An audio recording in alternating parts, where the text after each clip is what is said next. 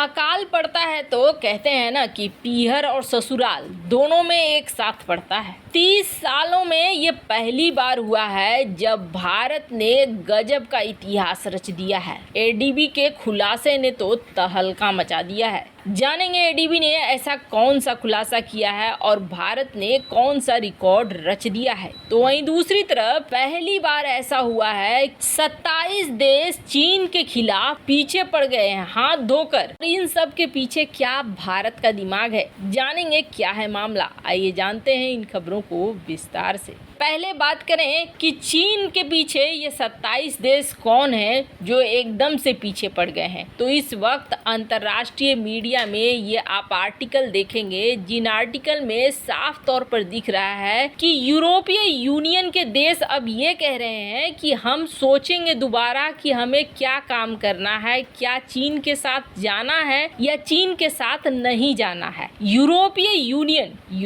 Union 27 देशों का समूह है। वैसे तो इसमें 27 से भी ज्यादा देश आते हैं, लेकिन यूरोपीय यूनियन वो रहा है जो कभी चीन का हिमायती रहा है। ये अचानक से इस तरीके से क्यों निर्णय ले रहे हैं? सबसे बड़ी बात तो ये है कि आप समझिए चीन के ऊपर यूरोपीय यूनियन का गाज क्यों गिरा है। यूरोपीय यूनियन एक ऐसे सदस्य देशों का समूह है जिसमें दुनिया के देश एंट्री करना चाहते हैं। भारत यूरोपीय यूनियन से फ्री ट्रेड एग्रीमेंट साइन करने के लिए जैसे कि मरा जा रहा है, और सिर्फ भारत ही नहीं दुनिया के कई ऐसे देश हैं। इसके पीछे कारण है 27 देशों का एक बड़ा मार्केट आपको मिल जाता है। और सबसे बड़ी बात ये है कि 27 देशों का जो ये एकता है ये बहुत बड़ी एकता है। अगर आप एक देश में बेच रहे हो माल तो आप 27 देशों का बड़ा बाजार अपने आप मिल जाता है। यही वजह है कि चाइना चाहे कुछ भी हो जाए यूरोपीय यूनियन के साथ रिश्ते एकदम से कभी भी खराब नहीं करना चाहता था।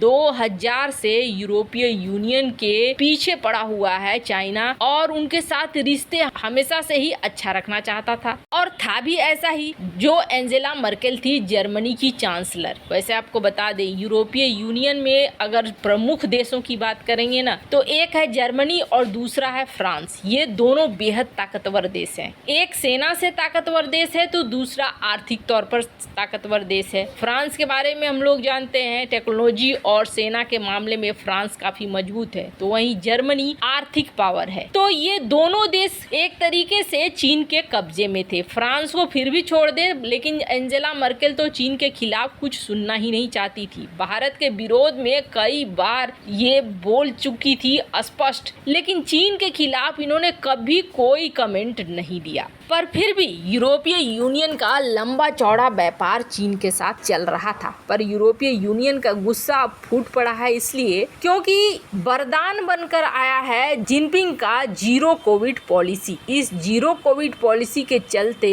जिनपिंग ने फैक्ट्रियों में ताला लगवा दिया, कई जगह लॉकडाउन लगवा दिए, बिल्कुल भी फिक्र नहीं किया कि दुनिया के सप्लाई चेन का क्या होगा। जो ये माल भेजते हैं यूरोपीय देशों को, वो माल भी रुकने लगा। अब एक तो यूरोपीय यूनियन के अंदर सत्ता परिवर्तन हो चुका है। मर्केल की जगह नए चांसलर ओलाफ आ चुके हैं और ओलाफ भारत की बहुत अच्छी बनती है। वहीं फ्रांस पहले से भारत के साथ दोस्ती वाले मोड में है और भारत ने चीन की सच्चाई रखी है। तो ऊपर से ये 28 देश खुद ब खुद चीन की नीतियों की वजह से महसूस कर रहे हैं तपिश को। इन्हें माल नहीं मिल रहा है समय पर, ये परेशान हो रहे हैं। एक तो रूस परेशान कर रहा है, ऊपर से इसी समय में जीरो कोविड पॉलिसी लगा के सप्लाई चेन को अभी तक रेगुलर नहीं किया गया है। अब 2 साल हो गए, दुनिया खुल चुकी है लेकिन चीन बंद हुए पड़ा है। तो अब यूरोपीय यूनियन के देश सीधे तौर पर ये कह रहे हैं कि हम चीन के ऊपर निवेश अब और ज्यादा नहीं करेंगे और हम चीन से निकलेंगे, निकल कर बाहर जाएंगे। अब बाहर जाएंगे तो कहाँ जाएंगे? जाहिर तौर पर चीन के ऑप्शन के तौर पर एक तो वियतनाम है और दूसरा भारत है। वियतनाम और भारत की तुलना में यूरोपीय यूनियन की नजर भारत पर ज्यादा है और इसके लिए